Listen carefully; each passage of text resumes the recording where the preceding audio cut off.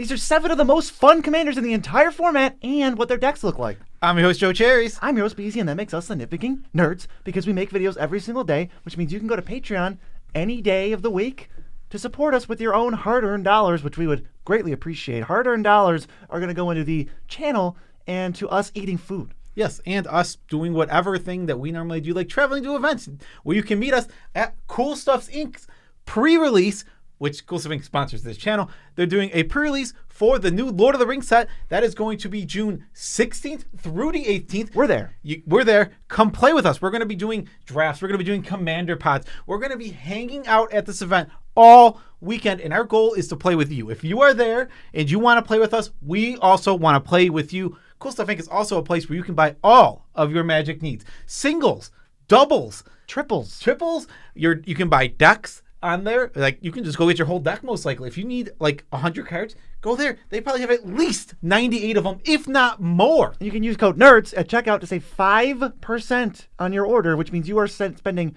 5% less money. And you can go to Dragon Shield. There's an EU or US link in the description, depending on where you're at, to buy shields straight from the source, the shield source. Dragon Shield, that's their slogan. They're the shield source. Their sleeves. And you could support the channel at the same time by using our links. And How amazing. Yeah, and always remember, if you want to just like kind of support us all over the place, use code NERDS on CoolStuffInc.com. And when you're using that, you can buy your Dragon Shields there, because you can get the Dragon Shields either through our link or there. Both are going to be supporting us. Just use either one. Get the Dragon Shields. They're the best sleeves in the multiverse. Good sleeves.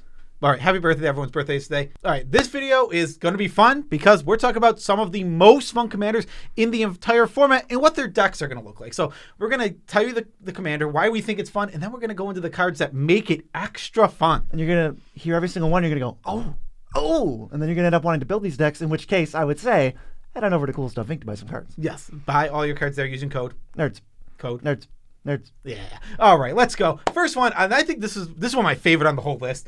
This is a deck I haven't explored much, but when I was taking a look at it, I was like, oh, that is a cool deck. It is X6 Fractal Bloom. 4 green-blue for a 4/4 flyer, and whenever you're going to create tokens the first time each turn, instead, choose a creature on the battlefield other than Essex, and then create that many. So if you're making like 10 tokens, that are a copy of that card. It's big, expensive, and splashy, so you got to get it on the battlefield. You got to untap with it. And now we can kind of go nuts, because whatever the best thing on the battlefield is, we get to make however many tokens, up to like 10, 20, 30 sometimes. And it doesn't target, so you're not going to get like, no one can fizzle this. As long as there's another creature on the battlefield after a removal spell or something, you can still pick whatever you want when it resolves. Yes. Oh, it's so awesome. So the first thing, like the obvious thing in this deck, is we're going to make a ton of tokens. So like Sylvan Offering, which, makes an XX, and X11s is going to be awesome. Or Awaken the Woods, which makes X11s. We just want to make X amount of things. So if we do like X equals 10, we get 10 of these things. They enter, and they're going to be the biggest giant things. Like, as long as we have Essex on the battlefield, it's absurd how good it is. You're looking at a deck that wants tokens, and Rite of Replication is garbage in this deck, because I can just play Awaken the Woods, which is X green, make X tokens that are a copy of a creature. Yes, without targeting. Yeah, without targeting. So like you choose as this ability resolves. So it's just, it's so good. I mean, obviously the weakness of this card is it is a 6-mana commander. I don't think it has ward or anything. It's just 6 mana. That is the trouble. Like, it's going to die a lot, but when you get to do it, it's so good. One of my favorite interactions, because there's a lot of cool interactions in this deck, is when you play a creature that makes tokens, well, you can then make copies of the token maker to get more. So, for example, Hornet Queen. We play Hornet Queen. All right, it's going to create 4 Hornets.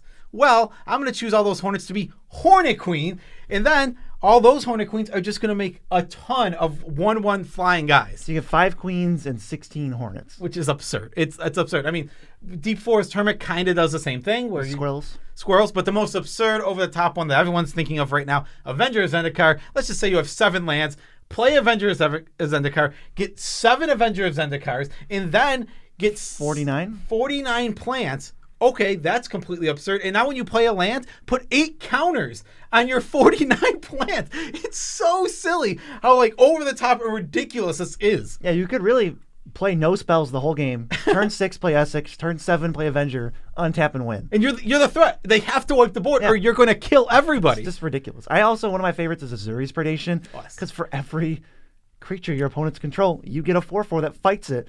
So you can make bigger creatures that fight it, or you can, like, if there's a worm coil engine in play or something, you're making 13 worm coils that all fight everything. So it's a plague wind, and you're gonna get 3/3 worms that die when the real. Oh my god! It's just like the things you can do with this makes me look at this Essex and just go, It's so cool. I mean, Essex just, I love the idea of, like, you can get something that benefits from, like, fighting. Like, there are cards that benefit from fighting, so it comes down, you get the fighting benefit, and then it's so cool. And then you still have these creatures afterward because... I mean, even if it's like Solemn Simulacrum. All right, I'll get 13 basic lands to draw 13 cards for 8 mana. I didn't kill anything. I kill all the 2/2s. But who cares? Even if we killed nothing, all of ours died and we drew cards. Pretty sweet. I mean, that's the coolest one for me. I also like Mana Gorger Hydra, which is just, it's not like busted or anything, but just making like 6 Mana Gorgers and just kind of going, cast a spell. Okay. Cast a spell. Wait 1 second. You got to turn the dice on all of them over and over again. I think it's even more silly when you do it with Forgotten Ancient, because now it's the same thing. You're doing the one, you're putting them all on, and then your upkeep triggers. It's like, where do I want to put these things? Because the real answer is I'm going to put at least enough to make my commander lethal. 17. Right? So I'm going to put 17 onto my commander, so it's a lethal threat, and then we can put them anywhere else we want. I mean, I could put them all on one of my Forgotten Ancients if I really wanted to. Also a big fan of Rampage of the Clans. It's instant speed and it's only 4 mana. No one's going to see this coming. Not only are you kind of blowing everybody else out, right? Like, they're all going to lose all their mana rocks and stuff, and they get 3/3s, but they'd probably rather just have their board. You get to blow up your own board and go, okay, I'll take that many, insert best creature on the board here. So they get them 3/3s, and we get whatever stupid big giant thing we want, as always, because that's what this deck is doing. And I think the best thing to copy, because this is the coolest win con, because this card's terrible, but it's actually a legitimate win con and threat when you see it in this deck. Bio Visionary. It does nothing. Nothing, except if you control 4 of them at your end step, you win the game. It's a must kill, and you're not going to have a big window to do it. They're just going to play Bio Visionary and then Deep Forest Hermit, and you're going to go, huh. This is one of the actual, like, it's a legitimate win con in this deck. It's a terrible card. I love, one of my favorite things is when a commander takes these terrible cards like Bio Visionary and turns them into actual factual, like, maybe the best card in the deck. That's so cool. Yeah, Bio Visionary, it was an interesting card when it came out. People were really hyped about it, and it doesn't really do anything. But in Essex, it's like, oh, bring it back in. It actually, wait a minute, it has text. And this next one is boring. I mean, I'm not going to pretend like Crater of Behemoth is an exciting Magic card. But think about those numbers. But the numbers get so absurd, because let's just say you have 10 tokens. All right, let's make 10. We have 10 tokens already on the battlefield, 10 things, all right? We make 10 Craterhoof Behemoths now. It's plus 1,000? It's every creature. No, it's probably more than that. It's absurd. They all get... Because you have 10, so it's plus 20 times 10. Plus 20. 2,000? It's plus 2,000. Each creature gets 2,000, 2,000. It's so cool. It's obnoxious. It's silly. And the numbers get, like, Craterhoof is already an absurd. The numbers get ridiculous fast with one Craterhoof Behemoth. Mm-hmm. Do it with 10 Craterhoof Behemoths. I just love how silly the numbers get. Next, we're going to go to Sfella Ice Shaper. She can pay 3 mana and tap to make an Icy Manolith, which is one of the best tokens ever. And you can pay 8 mana and tap it to spin the wheel of the top 4 cards of your library, cast one of them for free, and it does break timing restrictions. So you're casting, like, it's got this random element, surprise element, and, like, big mana element, but also making little tokens along the way. So she doesn't just spin the wheel, she also makes little dudes. This thing is also a little unassuming. Like, it doesn't look good on the battlefield. It's an uncommon. And it is slow until it gets there. But when it gets there, this card starts getting really silly really fast. And one of the best things to do is literally just double up that Sfella trigger with our Rings of Brighthearth, for example. We're going to activate Sfella, pay an extra 2. Now we look at the top 4. Boom, look at the top 4 again, do it again, and it makes it that much better. And same is true with Battle Mage's Bracelets and the equipment we put it on, and then when we activate this ability, we're going to double it up again. And then making all these manoliths along the way make it not so outlandish that we're going to have access to 10 or 12 mana. Oh yeah, because Sfella is just going to go manolith, and something you can do with the Rings of Brighthearth and Battle Mage is you can double up your manolith production as well. Yeah, and the manoliths enter untapped, so they really think of all the costs of producing one as one less. Like, she really says 2 tap, make a tapped manolith. Like, that's what it is. Yes. And also, we want to untap all of our stuff. Now, the obvious one is obviously Seedborn Muse. That's amazing in this deck. That's ridiculous. That's the boring answer, though. We're not talking about it. Let's talk about the fun answer. The fun answer is Curse of Bounty. Whenever a player attacks cursed player, they and you untap all non-creature, or not non-creature, non-land permanents. So all your icy manaless, all your mana dorks, anything that produces mana besides land is now becoming untapped, so we can reactivate Svella. Weird side note with this card, because I've played it a lot. I don't know why, but everyone thinks it untaps their lands, and it just doesn't. And like I always make that very clear. It untaps non-land permanents, and they're always like, "All right." And I'm like, "No, non-land permanents still great." And for us, we just attack, Llanowar Elves into something. It untaps. We can activate Svella beforehand, untap it, untap all our manaliths, and it just goes berserk. And you also get things like 1,000-Year Elixir, because you want to give Svella haste if she dies or if she wants to come down on a later turn. Boom, activate right away. You're going to have all these creatures that untap and tap things, like Arbor Elf's going to be great, Krosan, Druid, whatever, that thing that untaps 3 lands, what you have threshold is. They're all going to just work together, so then you want to give all your creatures haste. Yeah, I think something super important about this deck and what makes it so fun is Svella is not an overpowered commander. This is a big mana deck. This is there's a lot of decks like this, right? Pretty fair big mana. Exactly. You're going to go big mana, and the payoff is pay 8 mana to play 1 card from the top 4. That's not this huge, ridiculous payoff. A lot of the big mana commanders can get kind of boring because it's like, what happens when they hit 10 mana? They win. It's Joda, like expropriate Ulamog. Okay. Yeah, this deck is a lot more fun. We also have Hellkite Tyrant. We're going to look to get 20 artifacts, so we're attacking. We're stealing their artifacts, but all of our Icy Manalists, also artifacts. So as we built up these 7 or 8 Icy Manalists over the game because we're playing a slow grinding game, that's what Svella wants to do. Now we take theirs, and suddenly we're getting close to 20 really fast. I think it's funny that you could just build the artifact version. There's actually multiple ways to take this, and you could really focus on just the Manalists, say, who cares about the rest? Make 20 artifacts, try to win with this. I also love Sarenth Great Worm. It's kind of like a Svella replacement in the deck as I crack my knuckles for some reason. And lands entering under anyone's control makes tapped Power Stones, which are basically manaliths, because you can use them on Svella, which is there's your non-artifact, not casting an artifact spell. And also speaking, you literally just said you can focus this deck on artifacts. When you do, this card's amazing. When you're artifact focused, you can put in the things that when an artifact enters, deal out of damage. Reckless Fireweaver, yeah. They can't be used to cast non-artifact spells, but that can be used to spend mana on an ability. Yes, which is going to be our Svella. Yep. We also get Sarkhan's Unsealing. I just find that this kind of actually works amazing in the deck. It's not like you're trying to play 1,000,007 power dudes, but you just have them because Svella wants to cheat out big dudes. So then Sarkhan's Unsealing is just going to wipe the board every turn. And the card you forgot about from Brothers War, that I forgot about from Brothers War, that would be super, super good in Svella, and I almost want to try out, is Over the Top. And it says that each player reveals cards from the top of their deck until they reveal as many cards as non-land permanents they have, and then they stick all permanents from among those cards revealed just in play. So you're going to have a bunch. Your opponents are going to have 5, 6, 7, but you're going to have 20, and then you're just going to win. Yeah, Svella is constantly putting permanents on the battlefield, all the Icy Manalists, all of everything that's going out, and your deck is filled with these big over-the-top things. So even though, even if other players are tied with you in permanent types, their permanents aren't as big and splashy as yours, most likely, so you're flipping into big splashy stuff. So even if they're getting 7 things and you're getting 7 things, your 7 things on average are going to be much better. I think this card's 50 cents. I got to put this into my budget, Svella. It's got to go in. Who's next? It's Faldorn Dread Wolf Herald. I love this. 3 mana, 1 green, red for a 3/3. Don't care about our creature types because I don't even know what they are. Human Musketeer, which I don't even think Musketeer is a type, but whatever. I don't think.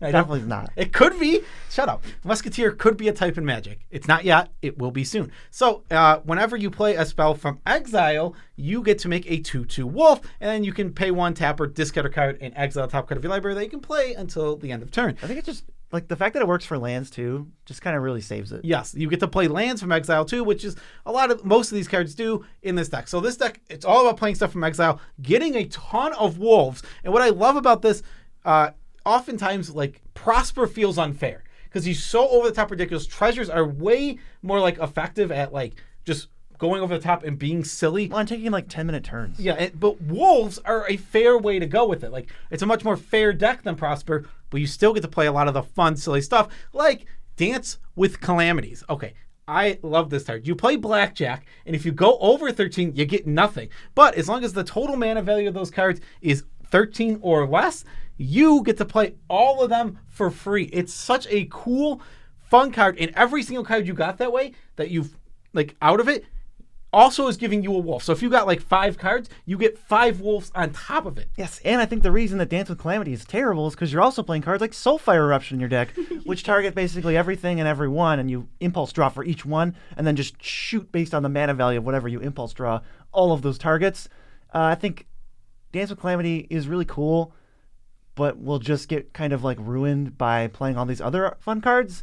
But we stick them all in because they're all fun individually. Brazen Cannonade is another one. What does that do? Oh, it is so good. Brazen Cannonade is amazing. It has raid, so it's 4 mana. It's got raid. So when when you've attacked at the beginning, at the end of combat, sometime around there, post-combat main, something like that, exile the top card. You can play it until your combat on your next turn, weirdly enough. So you're exiling the top card. You're doing exactly what this deck wants. You can cast it from exile. But when attacking creatures die, like your wolf, so you can send in a wolf, each player takes 2 damage. It makes blocking these wolves terrible, or just it's the same as taking those. So like, oh, I want to clear your wolves off the board. Go ahead. I actually deal more damage. Like, you take the same amount, which is fine for you, but dealing out 2 damage to my other opponents, it's actually beneficial for you. I think this card is just really, really good, and it's secretly might be one of the like jumpstart, like best cards from that jumpstart that I just kind of overlooked. I could see it going up in price. I want to pick some up for some decks. Next is another reason you can't play Dance with Calamity. It's Apex Devastator. It's 10 mana, and you get 1, 2, 3, 4 Cascades on a 10/10. So you're going to get 4 wolves, and if those spells have Cascade, or if those spells cast spells from exile, like, I found Escape to the Wilds. Here's 5 more, and it just creates these absurd turns. Yeah, exactly. It's when you play, you get a 10/10. You get 4 wolves with it guaranteed. So what is that? 18 power. That's 18 power right there. That's before you did anything else. And all your cards, this deck is ramp. This deck is card draw. So you're going to hit ramp. You're going to hit card draw. This card is already ridiculous. This is one of my favorite cards like ever. Apex, it's really, really cool. They nailed it. It's so over the top fun, but it's not broken or busted. It's worth 10 mana while not winning the game at 10 mana. I love it. Next is Howlhenge Overlord, and this is like the only card that I play in this deck, and like anyone should play, that actually works with the wolves, because the wolves aren't really what you're focused on. But this one is a flash wolf. You flash it in at the beginning of someone's on step, 6 mana, and then on your upkeep, double your wolves. For each wolf, get another 2/2 wolf. So you just get to double up your wolves. It's just a cool way to interact with the wolf side of the deck that isn't really important. Yeah, Faldorn might as well just be the Dread Herald. Who cares? There's also Keeper of Secrets, which pings opponents when you cast spells that aren't from your hand. And Nalafshni copies of spells cast from exile. Yeah, these are just more payoffs for, we're already casting a million cards from exile. Why not like have their payoffs? Keeper of Secrets turns them into damage. Nalfashi is just doubling up. If they're permanents, they get haste. You can attack with them right away.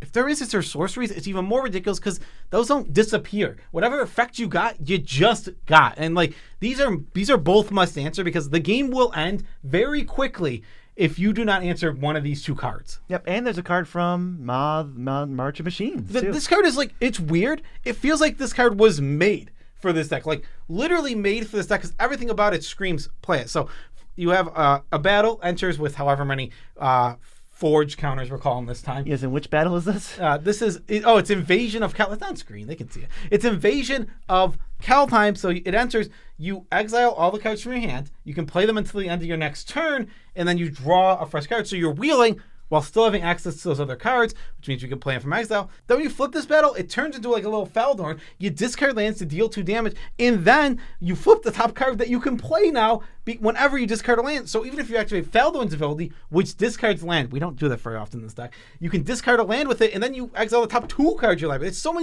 much little. It's perfect for this deck. And actually, another March of Machine card. It's a Tali Primal Conqueror, guaranteed for casts.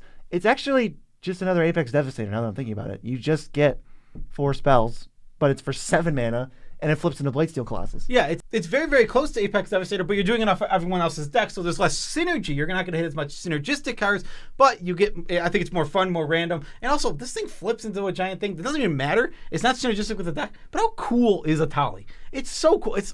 This could have been another really fun commander because it's so silly. I think this one I would get really sick of it if it was the commander. Oh, if you just keep flipping it over and over again. I don't want you to get a 5-for-1 every 10 seconds. Oh, it's so cool. It's so cool. I don't care. Tali's one of my favorite cards of all time. Let's move over to Queen Marchesa, who automatically is kind of one of the funnest commanders of all time because she's, I believe, one of the only commanders, there's like 3 now, that introduced the monarchy, at least on your side. The rest of them don't.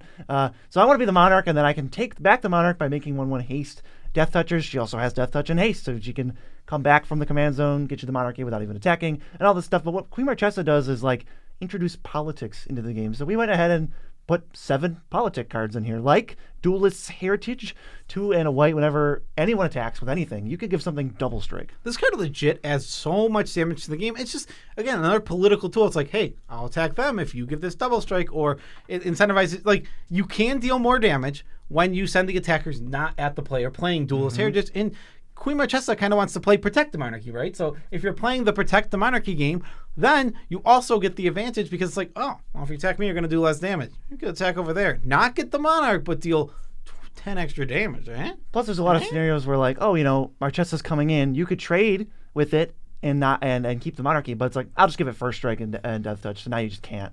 Thematic Compass is another one. It flips into a Maze of It. You could just play Maze of It too if you really want to. You're just deterring attackers from coming at you. So it's like, all right, we flipped over our stupid compass because we never cared about the front side. It does get us lands. But we flipped it over into this Maze of It. So again, I can send 1 creature here and you can remove it from combat, or I can send it elsewhere and you won't move it from combat. More like Thematic Compass. It's Master of Ceremonies. Everybody can vote to give you something. They have to give you something, and they get whatever they give you. So it's either a 1/1, a treasure, or a card. This one's super interesting. I don't know why I'm in love with this card. I keep looking at it, and when I actually read it, it's like, this card's really not that good. It really isn't, but it's so cool, and it plays so well, and it's political. Queen Marchesa loves playing the politics game. And the politics can crumble real quick, you know. These types of cards, along with the, like, tempting offer cards, as soon as the first person crumbles for whatever reason, just goes, I want a card. Everyone's like, well, screw you, I want a card. And then you're just like, woo, drawing a bunch. Next, we got Brina the Demagogue. It's such a weird card. Super strong. Essentially, when your opponent, who doesn't have the lowest life, gets attacked, the player who's doing that attacking draws a card, and you put 2+1/+1 counters on anything you control. So you get to get the card draw as well, and you always get the counters when this is happening. And it triggers multiple times per attack if people want to go all over the place and you want to go all over the place. So Brina just gets really out of control, and this card is like annoying, but it's all in the hands of your opponents, right? They don't have to play into it. Yeah, exactly. It's just so strong. It's a very, very strong Magic card, and constantly putting out so many +1/+1 counters, way more than you expected to. Like, what's cool about this is, yes, it gives away cards, but when you're giving away cards, you're getting some tangible advantage with it. Yes. There's also Orzhov Advocist, and a very similar card we'll get to, but Orzhov Advocist, on your upkeep, you put 2 counters on something, everyone else can do it, but they can't attack you. And Noble Heritage is the same thing, except it also works when your commander enters. It's tied to Queen Marchesa, and every upkeep, you put 2 counters, and everyone who takes the counters, you now have protection from them, which means they can still attack you, but they can't deal damage to you. And your things can still be targeted, but like you couldn't be targeted. Yeah, these cards, again, it's just more politics.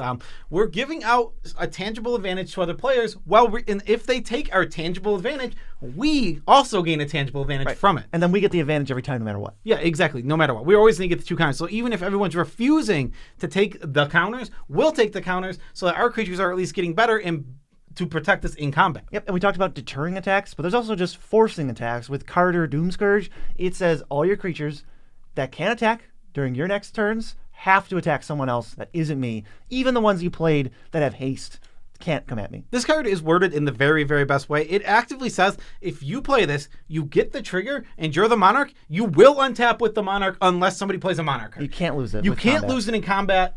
You have to lose it via a Monarch card. You're almost guaranteed, because who else is playing Monarch cards? Right. The only other way is for 2 other players to die, in which case, fair trade. Well, yeah, okay. If all the other players are dead and they have to attack you, that also is possible, but that's less likely. It's very unlikely, because it would just be your turn if 2 of them died that aren't the person before you, right? So how is the person who's going right before you not dying? So, well, I guess... Yes, I don't know. So yeah, it'd be very strange. So yes, it's almost impossible not to untap with the Monarchy in said case. And just, this is the best card in Queen Marchesa, undisputed. There's no question. This is the best one. Path of Metal is the most unplayable, hyper-specific card because it wants you to attack with 2 creatures that have like First Strike, Vigilance, Double Strike, or Haste. But guess what? The Marchesa and an Assassin token have haste, so you don't have to build around this stupid card at all. You can just abuse it and go, I'm not the Monarch, make a token on my upkeep, play Path of Metal, ping off the small creatures. jam in with those two, flip it into like the coolest land ever. You can deal 2 to each opponent, destroy a creature that attacked this turn at random, or just add a mana. Your description is incorrect. It's not the best card. It is the cutest card. Cutest card in the Most deck. amazing card. Literally just the cutest little interaction. It's really fun once the land is flipped too. I have get a lot of enjoyment out of Path of Metal. This is a little cute guy. I don't know what it's called on the other side. Tower of Araska, maybe? Tower of Don't Metal. quote me on that. Tower of Metal. Up next is the one that absolutely excites me. I keep saying I'm going to build it, and I really need to because I love it. Obeka, Brute Chronologist. Not only is it one of the most unique commanders of all time, it's also one of the most fun commanders of all time because it takes jank, and it makes that jank into fun, cool cards while putting yourself at risk. That's what I think makes this deck so fun, is you're taking risk every time you cast these spells because most of them have huge downsides, like this first little list here. 3 cards that are exactly the same. Final Fortune, Last Chance, and Warrior's Oath. They're all red, take an extra turn. At the end step of that turn, lose the game. Obeka, because she can end the turn. I didn't say that, but Obeka can end the turn. She does. That's all she does is end the turn. If the player choosing, whoever's turn it is chooses to end it, we're going to. That trigger goes in the stack. We'll end the turn. We just got an extra turn for 2 mana. Time Walk, banned in Commander, actually. These are Time Walk in this deck. Yes, it's high risk, high reward, because if they let Final Fortune resolve and then they kill Obeka, you're just like, uh-oh, you really got to play it with haste or something. Yeah, exactly. So you put yourself in this really risky situation, but that's what's fun about this card. You put all these you take the high reward of getting Time Walk in your deck, but the chance of literally just losing the game, which is awesome. Obeka just makes that happen. One of my favorite interactions, I'm going to skip down our little list here of cards.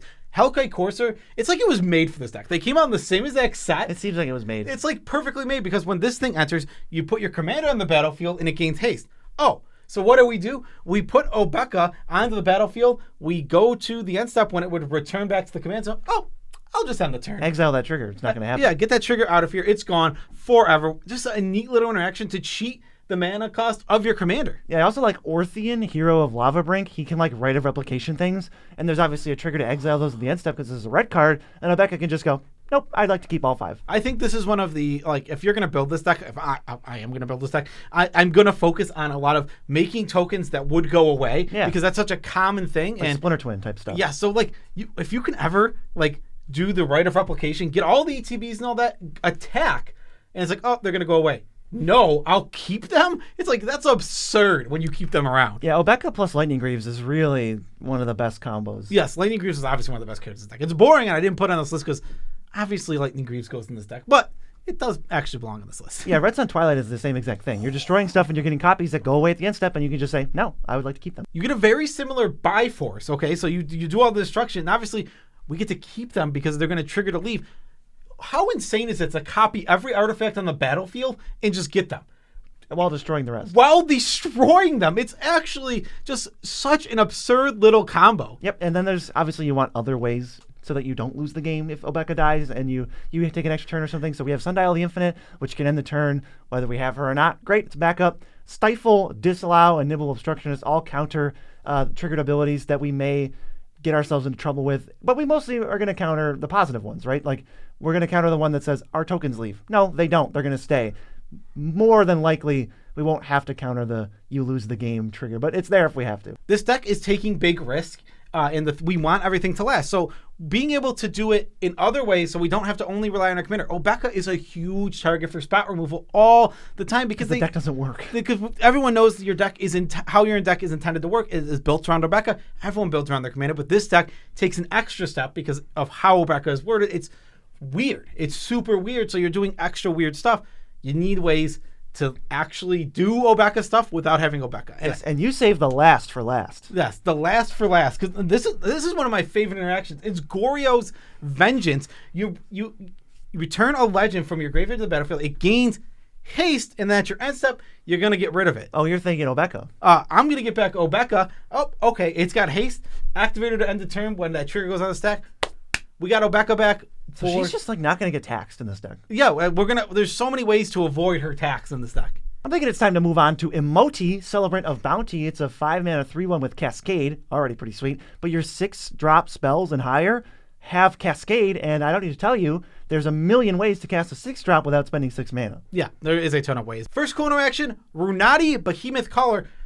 already all of our spells, we already want them to cost over 6 mana. That's actually exactly what this card wants as well. So we're going to play big giant creatures, get counters on this, and it even gives us mana to do it. And then anything that's actually big enough has haste. So our big stuff with counters on it will just have haste. Yeah, and we don't want to be able to, we don't want to just play 1,000 6-drops in our deck because then we'll never be able to play Magic. So you have a bunch of 6-drops that have alternate modes like Colossal Sky Turtle, which can unsummon or regrow something, and Greater Tanuki, which is mostly kind of bad rampant growth, but later we can cast it as this spell, a 6/5 plus another spell. Yeah, same exact thing is true for like certain adventure spells like Fertile Footsteps and the big giant Beanstalk Giant. It's the same thing. We get our rampant growth, and then later this bad 7-drop, which we don't really care about, is going to cascade, so it gets so much better. This could almost even be a Karuga companion deck. Oh, you could. That would be really cool. That's a thing. That's a cool way. This is the first, it actually works for Karuga. Make the Karuga Emoti deck. Yeah, make the Karuga Emoti deck, and you get Seagate Restoration and Turn Timber Symbiosis.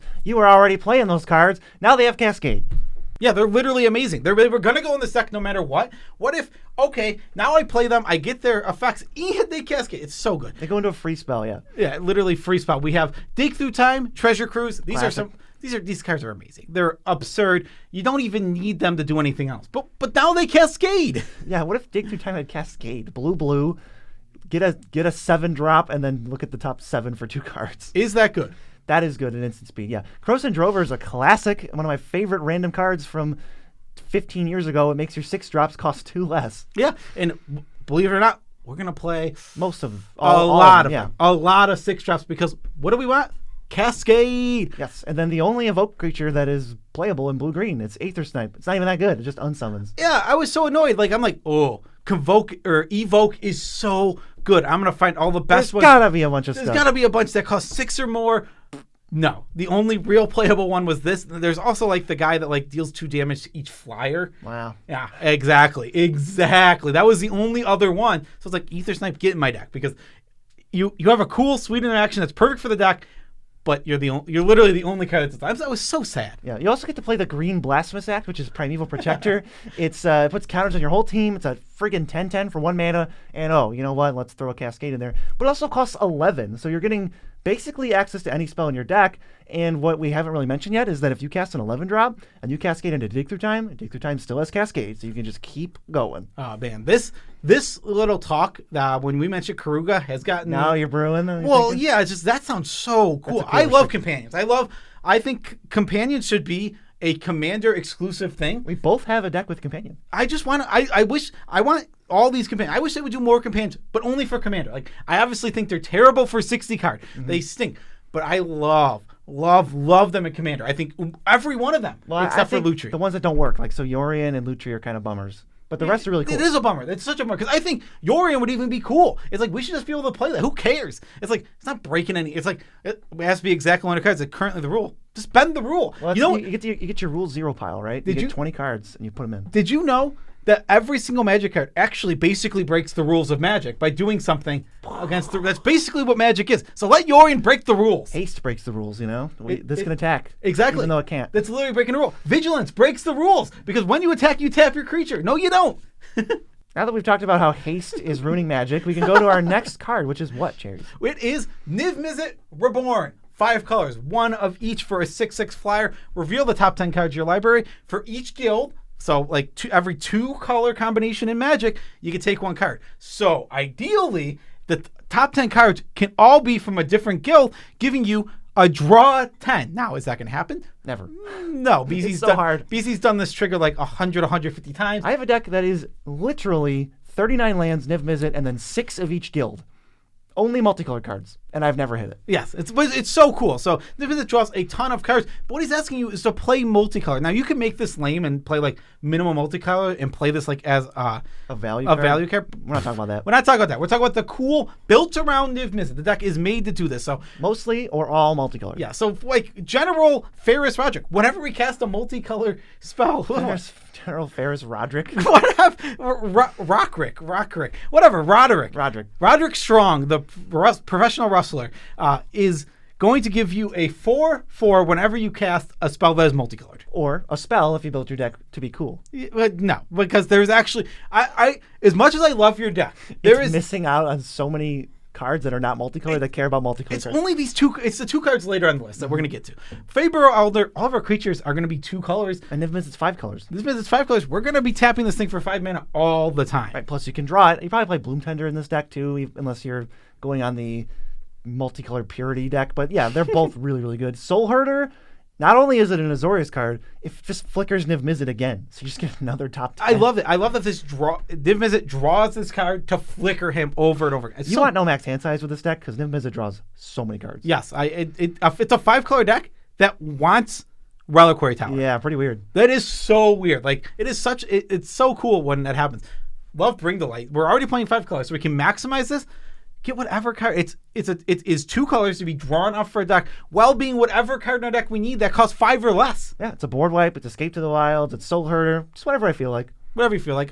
Reborn Hope is terrible. Return a multicolor card from your graveyard to your hand. You can't get lands, so you can only. So Regrowth is just way better than this, but this is drawable by Niv Mizzet. Yeah, you can't draw Regrowth with Niv Mizzet. And all of our cards, besides the next 2, are gonna be multicolored, so we can basically return anything except a land. Right, and then when your whole deck is multicolor, like, or when you build towards it heavily and you stop playing the Bloom Tenders and the Regrowths, you just get that much more bang for your buck with Niv Mizzet and the following 2 cards, which we keep alluding to. First one is Tome of the Guildpact. Whenever you cast a multicolored spell, draw a card. It's so stupid. I just think Tome of the Guildpact was a greatly designed card. It's perfect. Like, cast a 2-color spell, boop, draw a card. Do you think Tomer of MTG Goldfish Commander has done this before? Like, stick his name into tomes? Tomer of the Guildpact? Tomer of the Guildpact. Let us know. Probably. I mean, I would if I was them. Hopefully they comment on this video.